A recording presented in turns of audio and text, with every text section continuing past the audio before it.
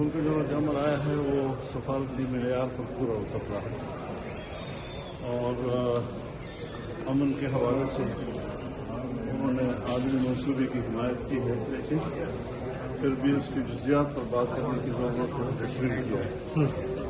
मज़ीद तो बहुत सी चीज़ें उसमें हैं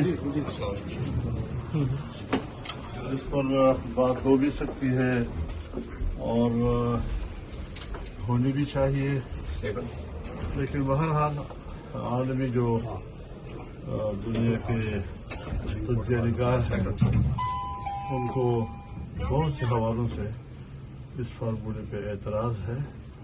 दूसरा ये कि एक शख्स की ज़ुबान जो है वो फार्मूला है या जिनेवा कन्वेंशन के जो कवानीन हैं या अक़वाम मुत्तहिदा के इंसानी हकूक़ के कवानीन हैं उसका भी कोई लिहाज रखा जाए। अच्छा सर, क्या कहेंगे सेनेट में हमने देखा एमन वली साहब ने एक स्पीच की है, उसके बाद से काफ़ी उन्होंने कहा है कि मुझे सिक्योरिटी थ्रेट नहीं है। उनकी स्पीच को किस तरह से सर देख रहे हैं?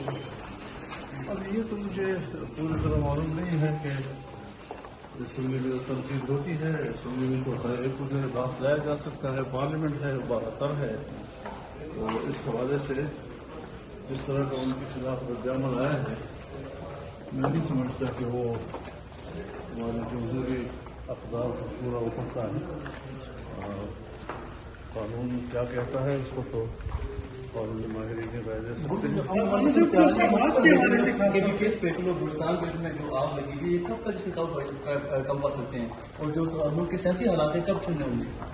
तो ये तो लंबा सवाल है, इस पर भी फिर और चाहिए। अच्छा, काम कर रहे हैं हमास को, आप क्या समझते हैं कि इस पे हमास रजामंद हो जाएगा और उसकी कॉन्सिक्वेंसेज क्या होंगे? मैं ये कह रहा हूँ कि कौन से वो तो उन्होंने तय कर दिया ना सारी जी कि जिन हिस्सों पर उनको एतराज़ है या जो वाज़ेह नहीं है उनकी नज़र में उस पर वो क्या राय रखते हैं, जिसके लिए उन्होंने मुज़ाकरात की ज़रूरत को जोड़ दिया। सर सेनेट और कौमी असेंबली में हम देख रहे हैं सर महमूद खान चकज़ई और उसके बाद से इलामा नासिर का नाम जो है वो मुंतखब किया गया। कैसे देख रहे हैं उनको अपोजिशन लीडर?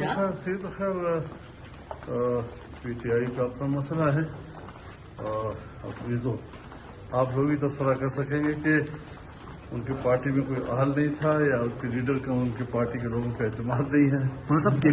जो भी सूरत हाल है, लेकिन महमूद खान चकज़ई हमारे लिए काबिल एहतराम है। KP के वज़ीर आला के हवाले से क्या कहते हैं, क्या आपकी पेश को या कितने दिन मजीद रह जाएंगे जो हालात आपके सामने हैं? उनको तो एक दिन भी नहीं रहना चाहिए क्योंकि सुबह बर्बाद कर दिया उसने और किसी तरीके से भी